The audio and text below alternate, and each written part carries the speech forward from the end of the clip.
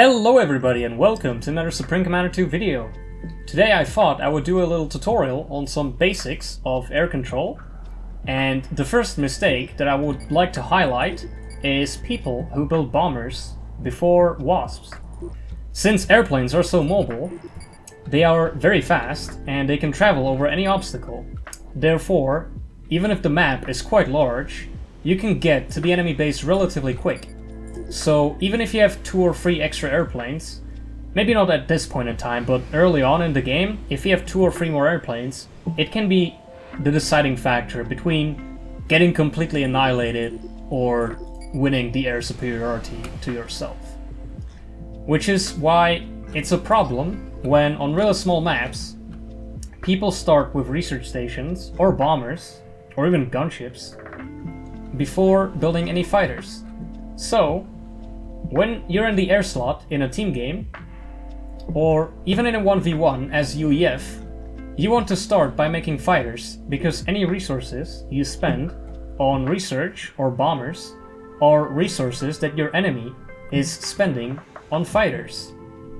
So, if you divert some of your economy for something that's not capable to really defend itself in an air fight, then what's gonna happen is that first you'll lose all of those ground attack units the moment they move out of your base, because the enemy fighters are just gonna shoot those down. And then the enemy can build bombers uninterrupted and bomb all of your things without you being able to defend itself, which is what we're going to show right now.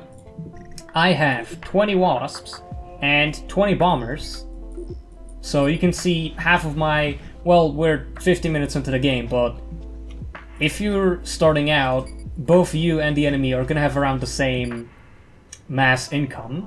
So let's say I divert half of my mass income to build bombers, and in this scenario, I will have 20 wasps, 20 bombers, 50-50 split, while my assistant, Potato, is gonna have 40 wasps. Those are all stacked on top of each other, but there you go, 40 wasps. So, what I can try to do is try to attack his mass extractor or something, but the moment I move out of the safety of my base, which possibly can have anti-air or some shit, and try to attack anything, we're gonna have an air fight happening, and I can try to fight Potato's airplanes, but the fact remains that he has twice as many fighters as I do. So all of my airplanes are gonna get destroyed really fast. And now that these bombers have no defense, Potato can shoot all of those down freely. I could try to run back to my base or bomb more. You can see that wasn't even enough to take out this mass extractor that has quite a lot of veterancy. But now that I've lost all of my fighters, the bombers are defenseless. I cannot attack Potato in any way. I might be able to destroy something in return, but it's a really bad trade because now Potato can start pumping out bombers. And he has most of his wasps still intact, and he can use those to defend the bombers. So I've lost all of my airplanes, I've lost all of the bombers, but now Potato still has more wasps than I do. Yeah, 35 wasps, he's only lost 5 airplanes. Now that Potato has the air superiority, he can start pumping out bombers and destroy all of my shit, and I'd be forced to try to defend myself with anti-air, but that's not really gonna last forever. So the first important tip is to always start out with fighters early on, because any mass income you divert into building ground attack troops like bombers, gunships, or maybe research as an investment into the late game, then that's mass that the enemy could have spent on making airplanes. And if they have just a few more fighters than you do, then they can win the airfight quite decisively and then switch into bombers themselves and start harassing your base, your teammate, and then it just goes downhill from there. So, when you're playing in the air slot in a team game, let's say on this map, on Field Supplies, but without all of this shit, this would be my teammate here.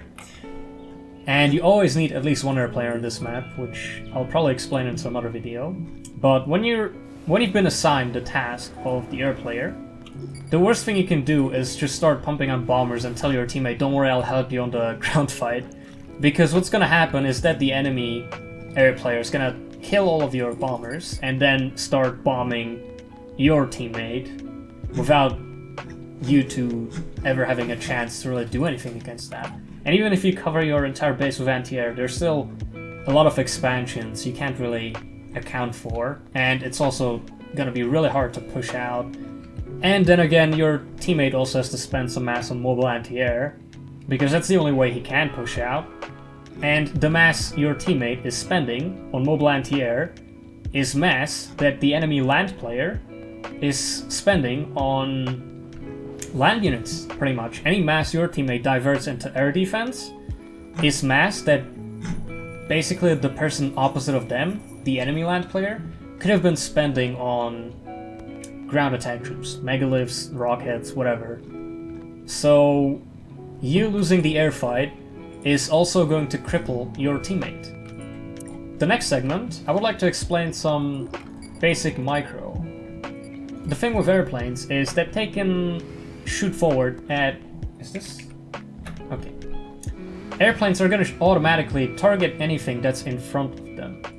So obviously the optimal thing that can happen is you attacking the enemy from the behind. But most of the time, when you have more than 10-20 airplanes, it's just going to be a giant clusterfuck happening in the middle where all the airplanes are mixed in together. But there's still some minor adjustments you can make to try and sway that in your favor, the large group fights. So I think I'll explain the attacking from the behind and staying over the anti-air and all that in a bit. But first of all, I'd like to show some of the basic micromanagement you can do when there's a big air fight happening all in one spot. So, Potato, do you have 40 wasps in the middle? Do you have to speed up the game, or are they just stacked on top of each other? Okay.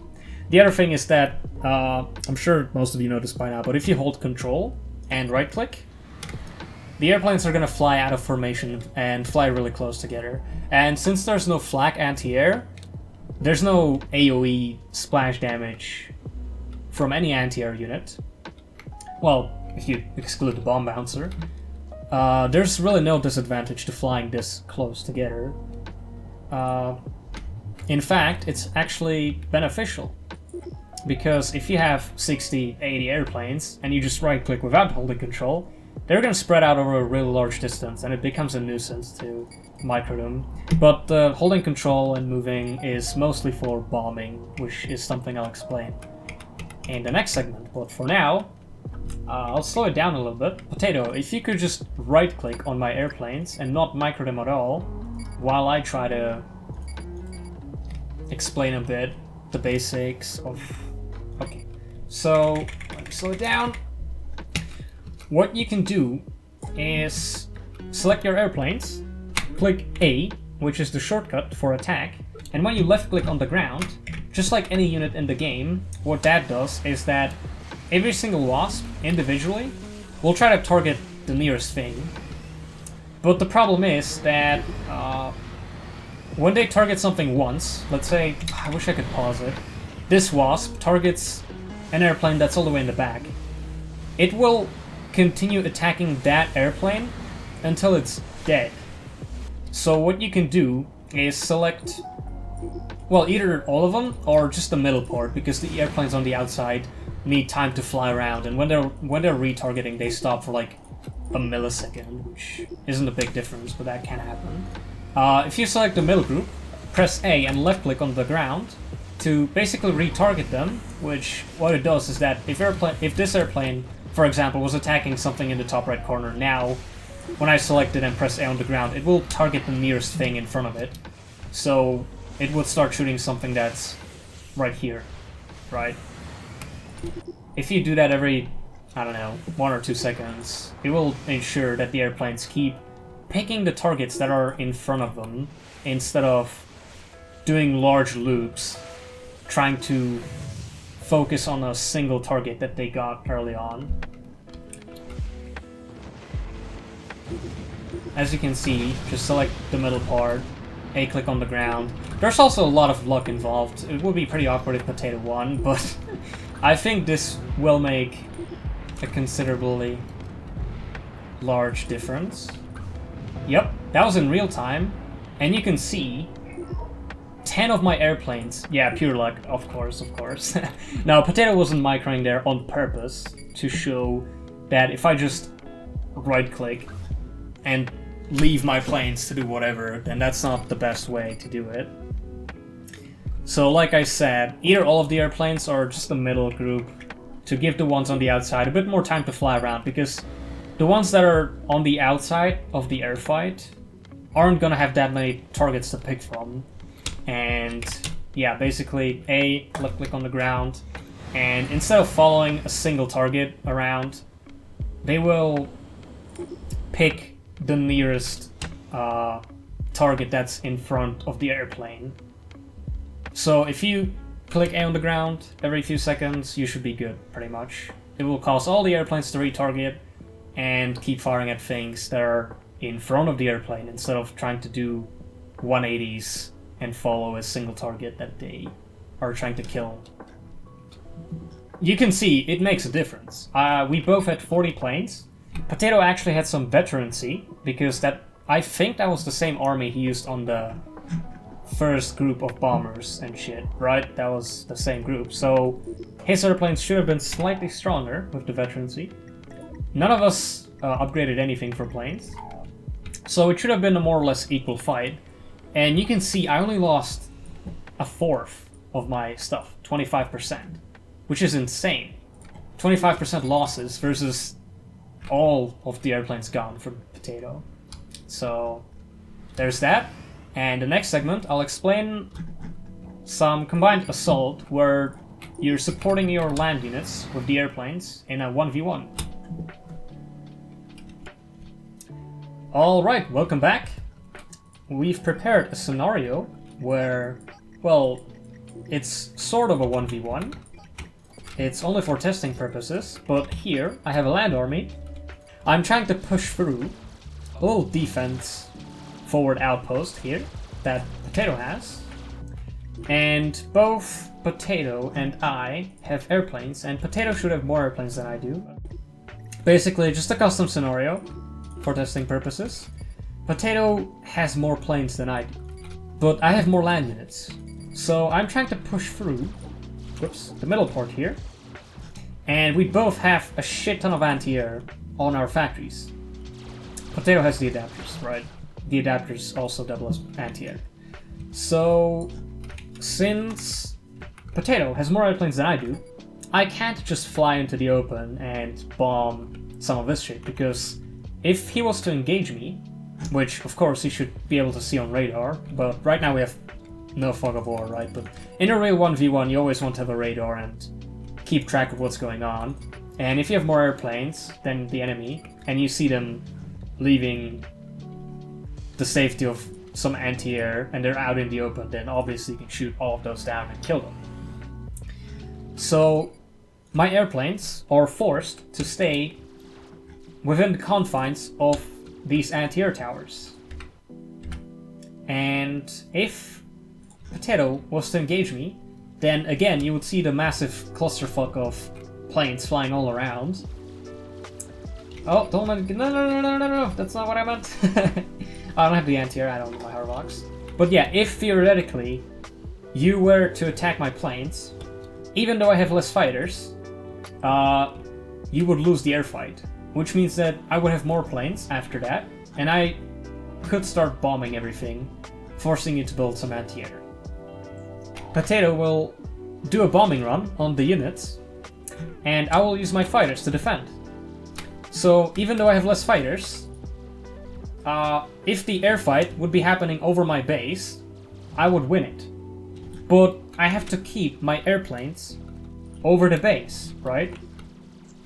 The worst thing you could do is just right-click the planes as they were coming in, because then my airplanes would chase the enemy fighters into the enemy anti-air. So Potato's gonna come in, try to do bombing run, and like I said, airplanes are gonna be shooting at anything that's in front of them automatically, even if you don't give them an attack order. So what you can do is hold control, and as you're giving movement orders, really fine ones, and I'm afraid this is something that does just come with experience, you can control more or less where the airplanes are, maybe even press S to stop them, pull them back a little, and you can see one split off there, but if you perfect this, you can have some really fine control over the airplanes, and they will automatically shoot at stuff that's in front of them. So all I have to do here, this is where spacebar comes in handy, because if I look at these factories at an angle, the rectangle on the ground takes up a bit more space, and it's a little tricky to give movement orders between the buildings. In theory, you could press M for the move order, and try to use that so you don't accidentally click on the land units to assist them. But what I find better in a real scenario is to just hold space and look at your base from the top, which gives you slightly more space and also a better overview of the battlefield in this specific scenario, because you're not looking at an angle. You can kind of see exactly where your base begins and ends and where your anti-air is. So you have a much better idea of how far you can go before you fly into the enemy anti-air. So yes, all I have to do is give movement orders and make sure that the enemy fighters, Potato's fighters, are in front of my airplanes, and when I get a little too far from the safety of my anti-air, which I just have there to win the air fight if it starts happening, or my base, then if my airplanes are getting a little too far, I just have to pull them back. And here, another shortcut, it's pretty useful. If you press S, the airplanes sort of just pull handbrake, but they can basically stop and hover on the same spot, right? So the fact that you have some velocity going forward doesn't matter, because you can press S to stop them pretty fast and then carefully turn them around by giving fine movement orders while holding control. Because if I was to press it without control, with right click, they would fly all over the place and spread out a bit too far, possibly flying into the enemy anti-air. So enough talking, I'll just get my airplanes ready. In a real scenario, you'll always want to have them a bit close, and maybe on a control group, right? Control 2, Control 1, whatever, so you can quickly select all of them, have the land army on something else. And you need to be paying attention, and when Potato's coming in, basically I'll just try to go out of my anti-air a bit. You don't even need to press S there, but you can turn around before you fly into all the enemy anti-air. And basically what that accomplishes, again, just a quick recap for like the billionth time, I'll use these fighters to defend myself against a bombing run while keeping them above the anti-air, which is ensuring that if an air fight breaks out, I would win the air fight, which is what Potato doesn't want. So all he can do is just try to do a quick bombing run while I'm distracted, I guess, while I'm trying to push through here. So, okay, Potato, get ready. Go for the thing. I'll slow it down. And I'll try to talk over it as well. So, here I am, just microing my land units, trying to break through. And I see Potato's planes going in.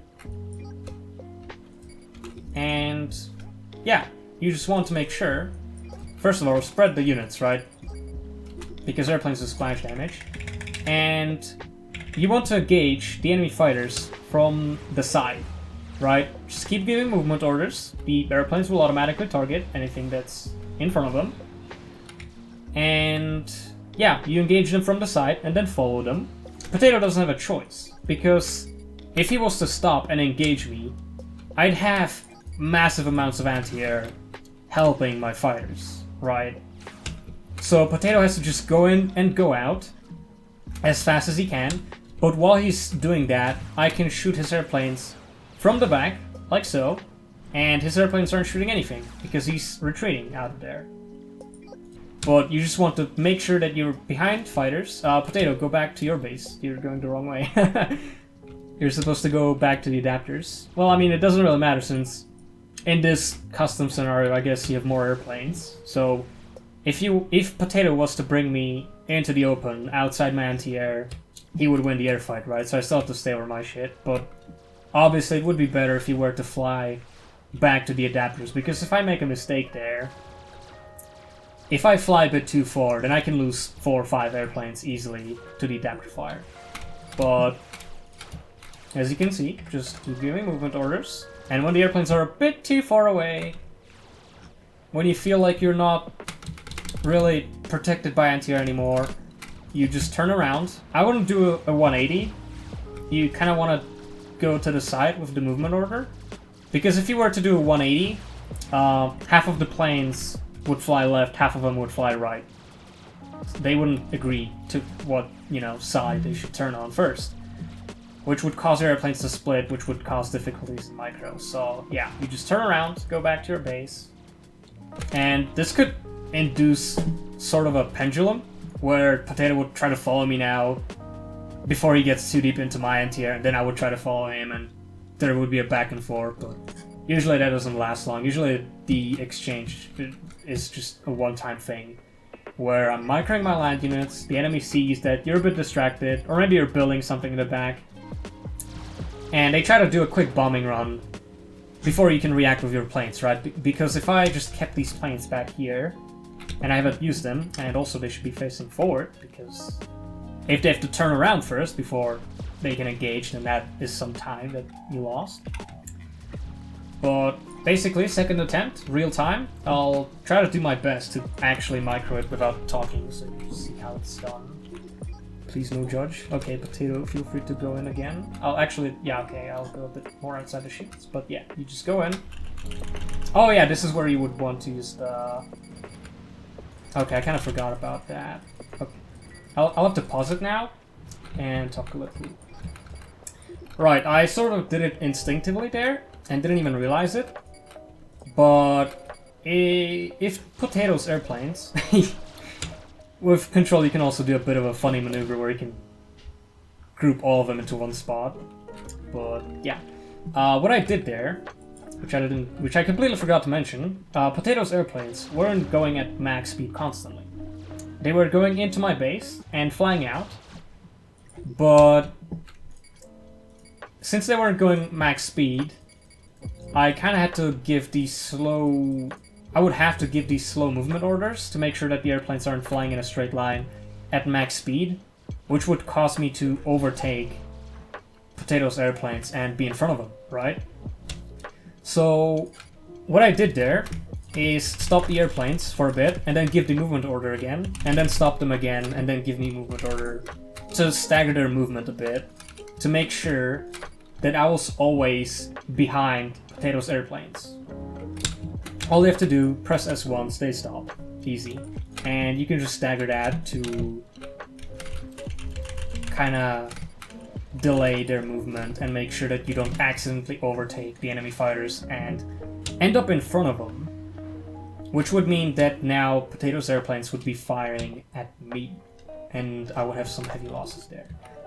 This is pretty much the basics. I think this should be enough to help anyone who is struggling a bit on that front. So just to recap the first segment and this. If you're in a 1v1 and you see that there is enough distance to have enough time to defend against a land attack, if you decide to have airplanes at any point in the first, 3-4 minutes, it's recommended, especially as a beginner, it's better to build the air factory first. So anytime you decide that you want to have some airplanes, you really want to move that to the top of your build, unless you're UEF. Because if you're UEF, the only two scenarios that can happen is you're UEF and the enemy isn't, which means that you'll have slightly more airplanes because the UEF ones are cheaper and build faster, so they can't really push up early on, right? They'll have to stay on the defensive and try to fight over the anti-air, just like you saw there with this demonstration.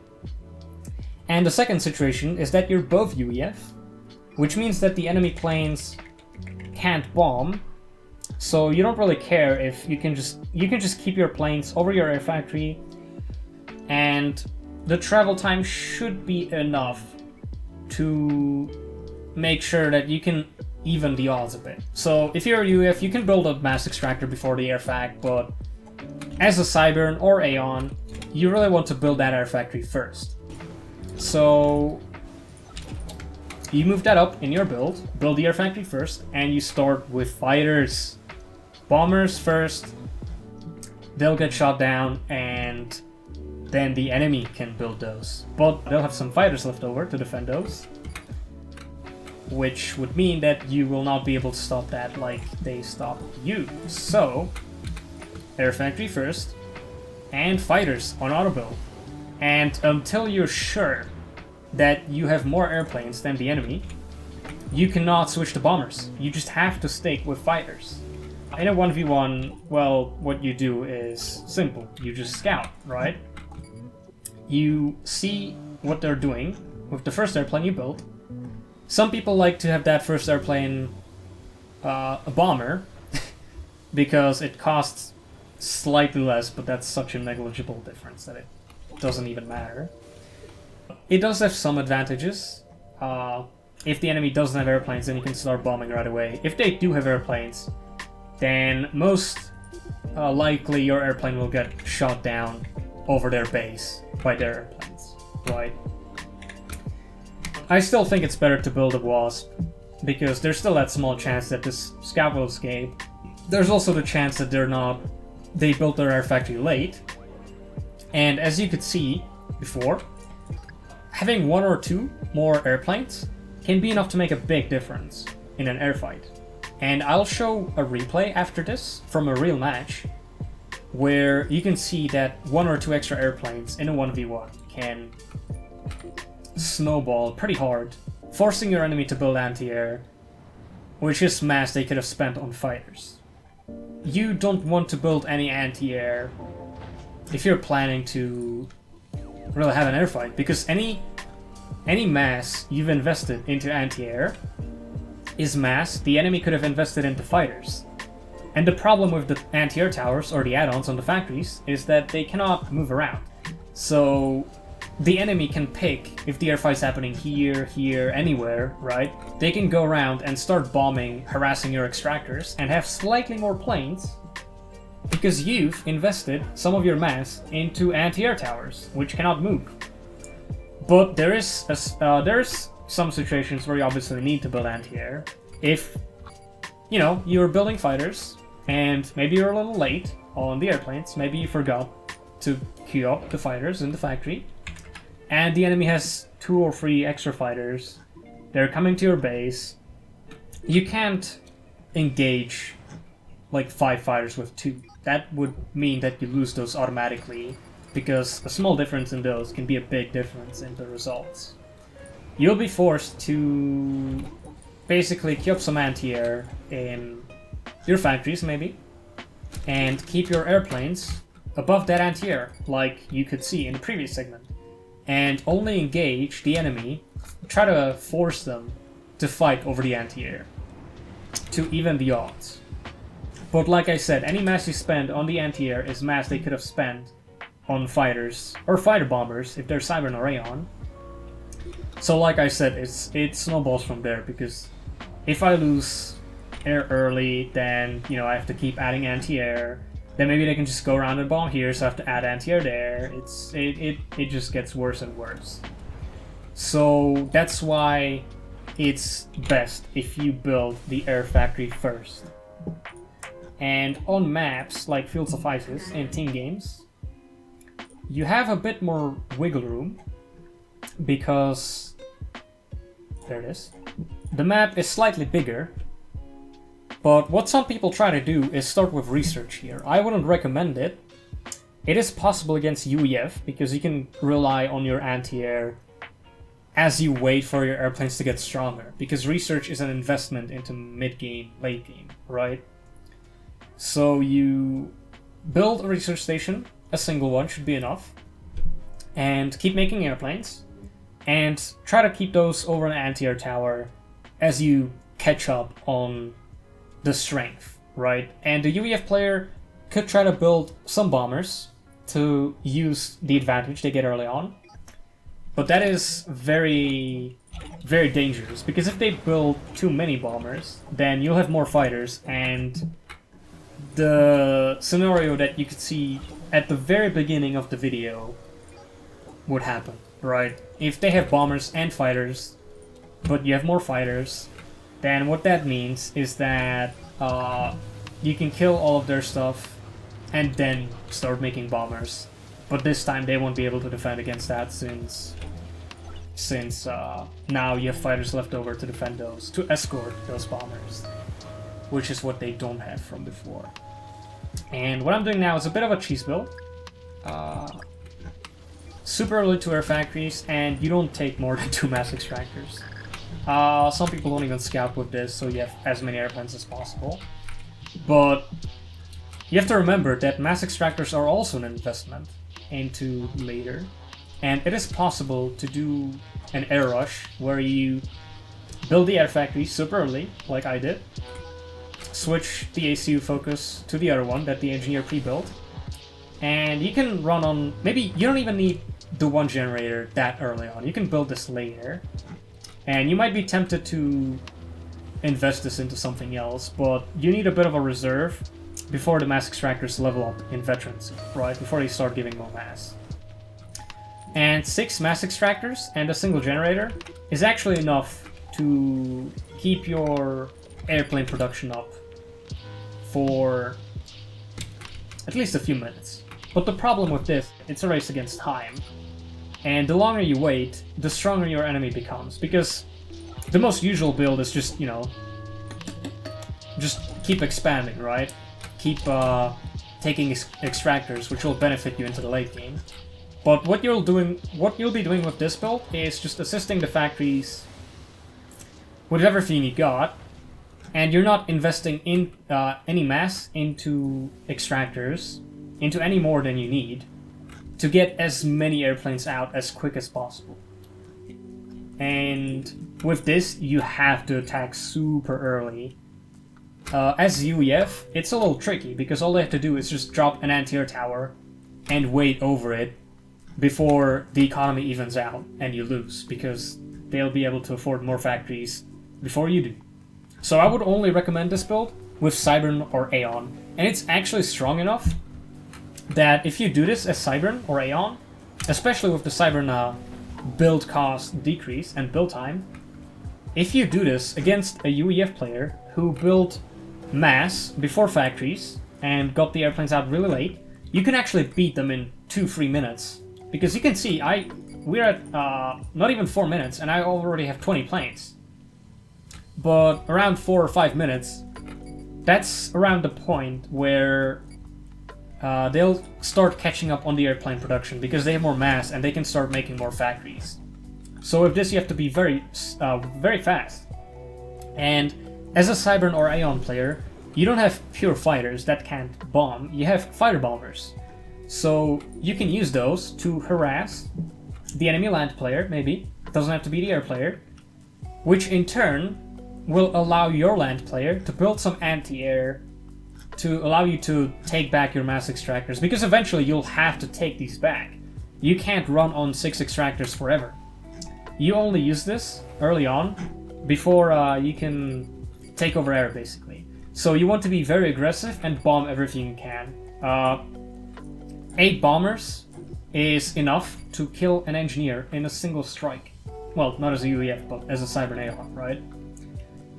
A lot of people wait until they have a lot of planes before they attack, but 3 or 4 bombers are enough to do some heavy damage. So you want to be very aggressive with this build, bomb as much stuff as you can, possibly cripple the economy of the enemy air player, which means that they've invested mass into the extractors, which then died before they could pay back their price, right? And then you have to start expanding again, maybe even pause your factories, you know, double click S to stop everything in queue. I always hate how you tell someone to like start making bombers and they queue it up later, but all you have to do is just stop the queue and replace that. Easy. You know, maybe want to stop the factories. The pause button is a bit strange. It's usually enough to just clear the queue to get back the mass. Expand a bit, try to catch up. Maybe even build some anti-air, because the enemy might start catching up at some point. That's why radar is important, right? You can see everything that's going on radar, or maybe you can start sending out scouts to see what's going on. And if you think the enemy is catching up, then you'll need some anti-air to defend yourself. So, like I said, with this rush build, you cripple them. Maybe you'll be able to actually just keep attacking forever. Maybe they'll never come back. But if they start slowly gaining back air control, then you want to retreat, expand a bit, and you have to be content with the damage you've done, right? Whatever you've bombed is stuff that's going to put your land player at an advantage. And then in turn, he can help you.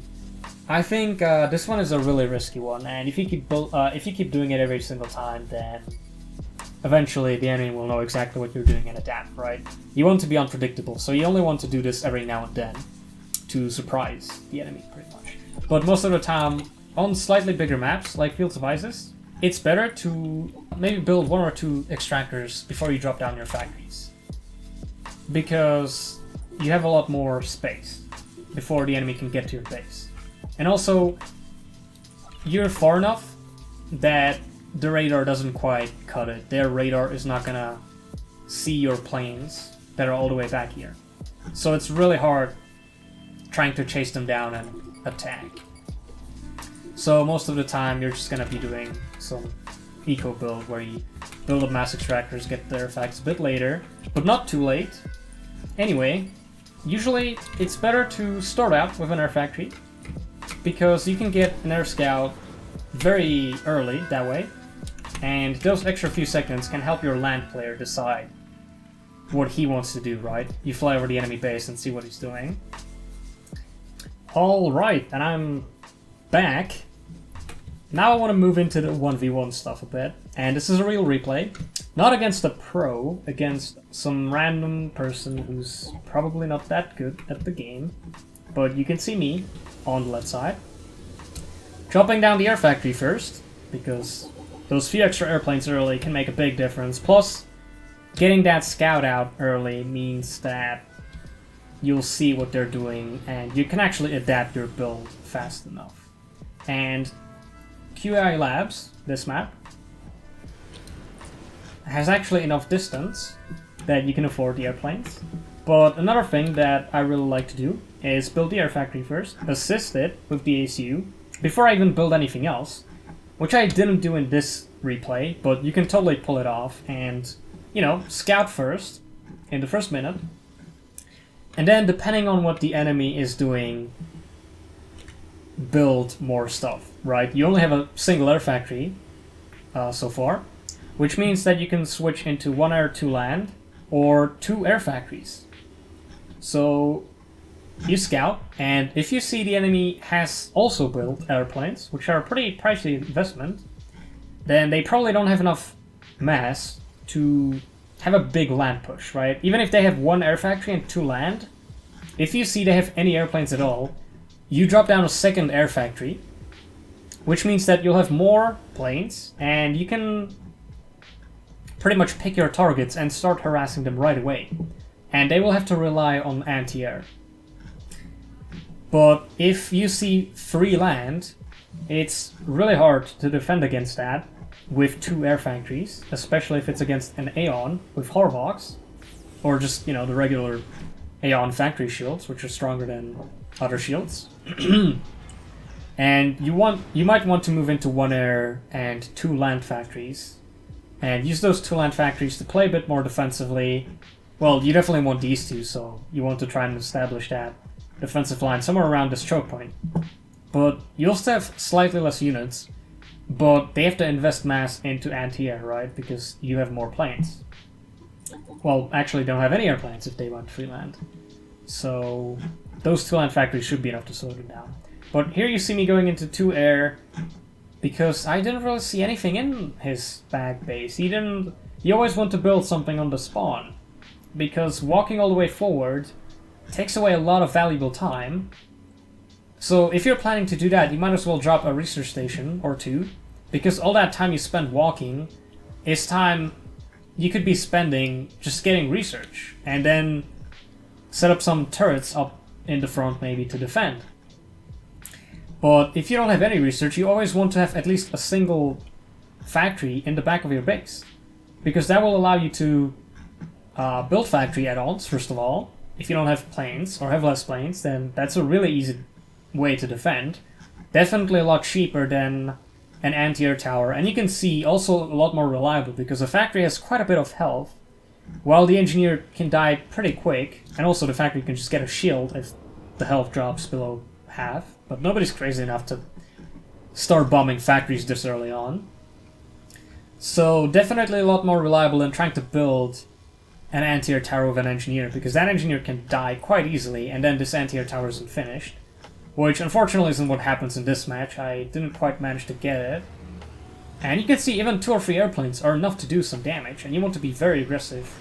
Oh, I do actually get it. Okay.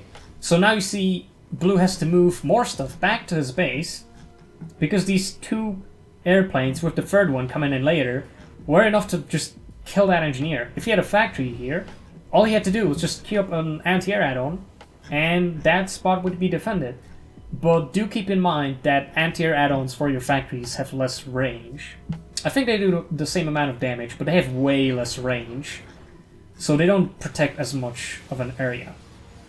And I tried killing the anti-air tower before he rebuilds it, but he does get it up, which means that now all of this is denied, pretty much. I can't bomb this until I have 15, 20 bombers, right?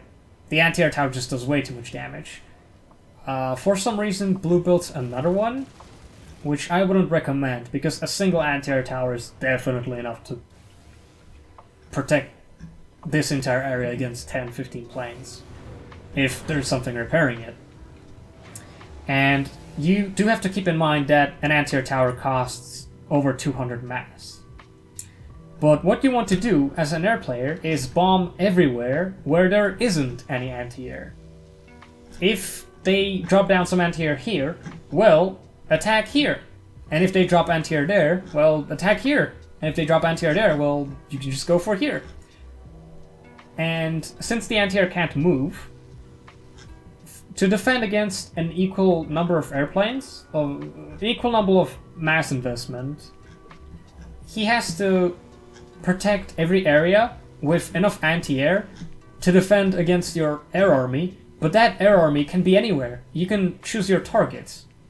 So in the late game, airplanes are always gonna win, because he has to put enough anti-air to defend against the airplanes, but that much anti-air has to be on every single spot that he wants to defend, because it can't move around.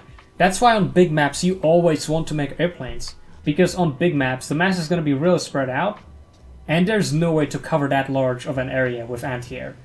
But on maps like QAI Labs, it's kind of in the middle, where you can pick air or land, and if you're doing land against air, well, all you have to do is just build an anti-air tower here, here, forget this mass extractor, that's not worth defending, and you just kind of go forward, right? If you start out with 2 air factories and then switch into gunships, even if the enemy has 3 land factories, they don't have enough time to get to your base.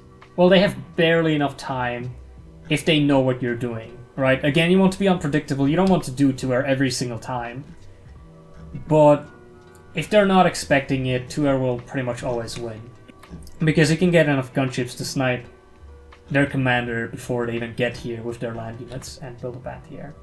So, what was I saying? Yeah, you want to build, you want to bomb with your airplanes everywhere where the anti-air isn't, and you want to keep making planes, because at some point you'll have 20-30 planes, and you can actually start taking on the anti-air towers. But you can definitely not do that early on. In the early game, you're just avoiding the anti-air. That's the important part. I see a lot of people charging the line of anti-air towers very early on without any chance of destroying them and losing all of their airplanes. And even if there's nothing to attack, well, then you just keep them back and prevent your enemy from pushing. You can see I have, what, 5 bombers here? And that's enough to completely demotivate Blue from attacking me, even though I don't have a single land unit or a turret. I don't need one. I have the airplanes. And if they build anti-air, well, good, they spent mass. they had to divert some of their mass income into something else. And you can see, actually there's no anti-air here. Mobile anti-air isn't very useful unless you have a lot of it. You can see it died right away. And yeah, just keep bombing wherever the anti-air isn't. And here you can see me just circling around, doing hits to this mass extractor. Again, only movement orders. But when you get close, you right click on the mass. I'm holding shift, hopefully it's going to be visible. Maybe if I just slow it down. And actually it's not visible. You tell the bombers to bomb the extractor. And when you see the bombs drop, if you're actually slightly zoomed out, you can see those yellow dots, right? Now you can give a movement order. You can turn the airplanes away, and the bombs are just gonna continue dropping. They're not gonna go anywhere. And yeah, as soon as you see the bombs are dropping, here you can see me give the movement order, and the airplanes start moving away. And this actually means that even if there was an anti-air tower that barely covered this mass extractor, you could go in and out before the anti-air tower does too much damage. A real example would be this right here. I think this anti-air tower is actually too far from this mass extractor. I think it can barely... Well, maybe it's barely touching it, but what that means is that if you come in at an angle like that, if I come in from, let's say, the right side, I'm going for the mass, the bombers drop their bombs, and I give a movement order up right away, then I can actually do a bit of a circle outside the range of the anti-air tower, or maybe barely in range, which means the anti-air tower is only going to get a couple shots off, maybe kill 1 or 2 airplanes, but that's definitely a trade worth doing, because you'll be trading those planes for a mass extractor, especially the ones in the back, which have high veterancy since they were built first. Here I have to pull back my planes. That's another good thing. As long as you're keeping pressure on the air player, they can't really harass the back of your base, even if you don't have any anti-air. If someone starts bombing the back of your base, just push up and they'll be forced to retreat the planes to defend. But here you see me build up gunships. And yeah, that's pretty much the way to... What is that? What did blue just do? Alright, yeah, gunships are definitely pretty good on this map. Not against Cybern, because if you sacrifice detonate, if you sacrifice the structures, then that's actually... The explosion is big enough to hit the gunships, which are flying low enough to be hit by that. So, never ever ever do small gunships against Cybern, because they can sacrifice their buildings, make them explode, and even if you have 100 gunships, 200, it doesn't matter. The building exploding is going to affect all of them equally. And it's going to kill all of them, most likely, unless they're really upgraded. But then all they have to do is just kill 2 or 3 generators, and then all of your gunships will die. But if you're against UEF or Aeon, small gunships are a really good way to snipe the commander, or even just use them against small units. But most of the time it's better to just get a lot of them, try to hide them in the back, outside radar, and then when you have like 30, then you just go for the ACU when they're not expecting it. But, as you could see in the very first segment, in the very beginning of this video, you cannot start by making gunships, and you cannot start making them even halfway through the game if the enemy's producing fighters. You can only start making gunships whenever you're absolutely sure that you have air superiority, which means that you've either had an air engagement with the enemy and you won, or maybe they just stopped making airplanes. So as long as you have equal numbers, then you can add a bit more there. And we're back! Now, this is a replay that is a few months old, and the land players are a bit noobish, I think, but Legion is a decent player, and again, on a team game, you always want to have at least one air player on like 90% of the maps. So if you're not sure, just go air. But usually the air player, you want to be in the back because you have more distance to keep yourself away from all of the anti-air that the land player could be building on the enemy team. And you can see me building the air factory slightly earlier. This is a relatively small map, not for land because you have to do all sorts of wiggly, weird paths to get to the enemy base, but for airplanes, it's just a straight line, because they can just fly over the obstacles, right? So for air, this is a pretty small map, and you can see the air scout, just so my teammate can see what's going on. You never want to do this, you never want to just walk forward to build your factories there, because then you're closer to the enemy, you've spent time walking while they didn't, their air player is closer to their base, so when I'm fighting over here, I'm like stretching myself with travel time as well, right? So I'm at a disadvantage. And like, what have you achieved? Nothing. You just moved the front line artificially to here, but the enemy also is there. The enemy also has factories, so it's kind of, you're just shooting yourself in the foot. I see people do this a lot. Just walk forward and build factories. No, build them in your base. Build them soon. But that tangent aside, you can see the air scout actually manages to get away, shoots down an airplane, and has enough time for reinforcements to get here. So that's why I prefer to start out with fighters instead of bombers. As UEF, as Aeon or Cybern, it doesn't matter. But you can see just having killed that one airplane and having those reinforcements come in fast enough, because I was assisting my factories. Not sure what Legion was doing. I have 5 planes while he has 3, minus that dead one, so that's 2. But you can see that even having 1 or 2 extra airplanes on a small map can be a big difference. And here the S key, the stop key, is useful because you want to stay behind the enemy airplane, right? Small air micro is a bit tricky to get the hang of because the airplanes, they can't really stop and turn perfectly, right? So you have to keep in mind that it does take some time for them to turn around and do 180. With big airfights that doesn't matter that much, but with small airfights it's a bit tricky. And yeah, even having a couple more planes can actually be enough to completely decide the game in your favor. And here, Red's not really microing them at all. You can see that they're not firing at anything, they're just running in circles. Not sure to where. If you were running to anti-air, sure. You just try to get out of there, have some casualties, but here Red's just leaving those airplanes to die. Here I didn't manage to stop them fast enough, so I did get in front of them.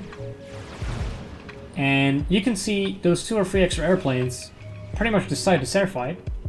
And what's gonna happen now is that right away I can start bombing engineers of Red's, which means that he has to spend mass that he could have spent on fighters, on anti-air. Worst case scenario, some of the engineers die. Remember, you only need 8 bombs to kill an engineer. So that's 8 planes in 1 pass, or 4 planes in 2 passes, unless he regenerates too fast, or he take too long. But you can see I'm denying my enemy these mass extractors. Now he has to build engineers, build anti-air, he gets the extractors later. Well, all I have to do is just keep expanding. Maybe even stop the factories now that I've taken the initiative super early. And you can see those few extra airplanes. I'm sorry if I'm probably repeating myself here, but you can see how big of a difference the few extra airplanes early on can make. So on small maps, you really want to build those air factories as soon as possible. Nothing really interesting happens after that, I think. I wonder if I'm gonna bomb anything in... Yeah, here Red just engages me in the open. 3 airplanes are not gonna beat 10. I wonder if here you can see... Also, you want to think about the surroundings, because if I come bombing from here, then the bombs will most likely hit this obstacle here. So that's why I'm coming at an angle from here, to make sure that the bombs have a free path to the extractor. And there's not really anti-air in here, but I'm sure if there was anti-air, then you can imagine, you know, you just come in from the right, and as soon as you see the bombs drop, you just move down to get out of there as fast as you can. Yeah, and here there's no anti-air, so I'm not really bothered to turn around. You can just keep going to preserve the momentum. Alright, welcome to the last segment. I just want to cast, well, not really cast, but just give a quick commentary on a quick game I had against Unknown Desire. This is a real game, and I don't know how old it is, but it's probably pretty old. And here you can see both of us, Air Factory first, helps a lot. But what Unknown Desire does is goes for the 2 Air Factories right away, while I do the 1 Air Factory scout and then decide what you want to do.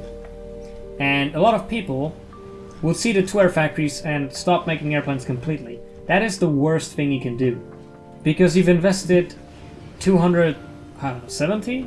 You've invested over 200 mass into this Air Factory, 70 mass into the scout, and if you stop making airplanes right now, that's 300 mass that went into nothing, while the enemy can just start bombing. So you have 2 options. You can keep making airplanes and have some land units, maybe Harvox, try to have a bit of a synergy going where the Harvox provide anti-air for the airplanes, or maybe just regular tanks, you know, and expand forward and drop down a anti-air tower every now and then, while pushing your enemy with land units. And the second option is try to add more air factories. Here you see the scout going above the base. Actually manages to catch this airplane off guard, which is, again, why I prefer to start with a fighter. Like, you never know when something like that's gonna happen. And you can see I actually managed to kill an airplane and get out. And yeah, here, I dropped down a second air factory to try and compete. And I'm still following that scout. Actually manages to catch it, even though there's no radar range here, so... Oh, he didn't kill it though. That's unlucky. You have to keep in mind that if you select your plane... Why does it... I don't understand why it hides all the orders when you pause the replay. Well, now I've missed it.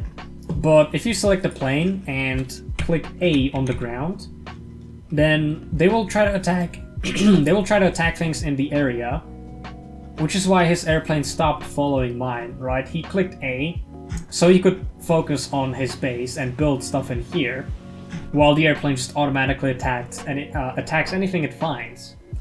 But the problem with not paying attention at all is that it will only try to attack the area that you select, and if the enemy airplane moves out too far out of that area, they won't follow it. So that's what happened there. That's why, if the airplane kept following my scout, that would have definitely died. I wonder if I repair that? I should have definitely repaired this plane. Repairing is very useful in airfights. And I wasn't expecting Unknown Desire to come in like that, but he does. He thinks he has more planes than I do. I don't think he scouted. That was a bluff, I guess, hoping that 2 air factories are going to be more than whatever I have. But you can see, building that single air factory early, well, then the second one later, but this one didn't build any airplane yet, I think. I just finished... No, I finished building generator. I think 1 airplane came out of that one. You can see that's enough to even the odds, especially with that 1 air scout I killed. And, like, my airplane survived as well, so I have 2 more planes just because of this engagement.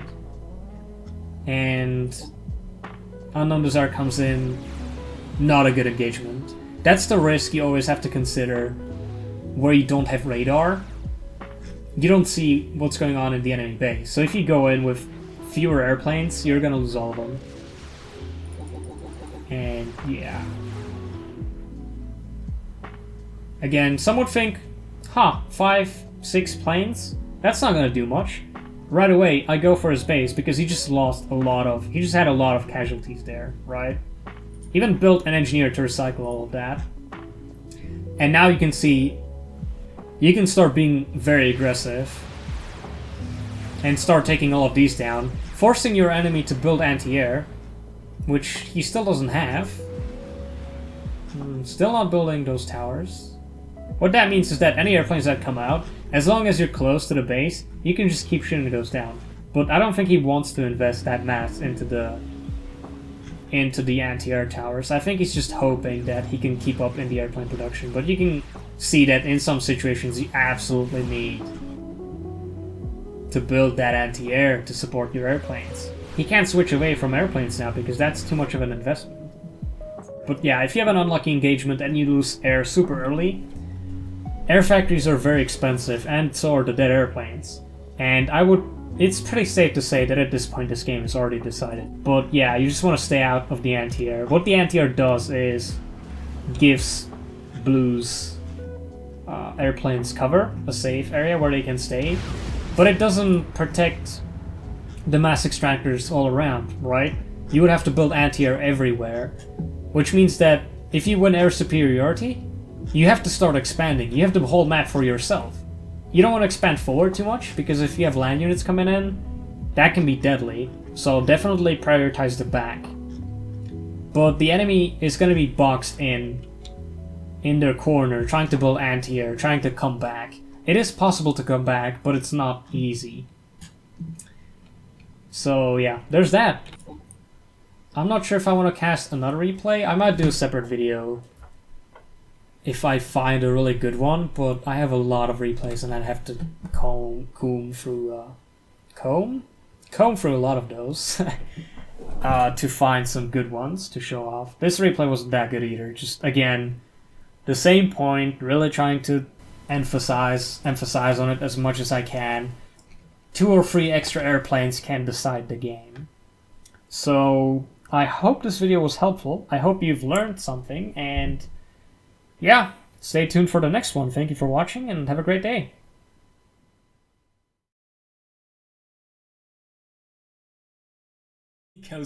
He goes straight into the turret range and attacks the factory, which I'm not building a factory shield on it yet, but if I had a factory shield, that would be even better. But like I said, I'm fighting on home turf here, and I can just, even without the shield, I can use the factory to soak up some hits and then just repair it with my commander.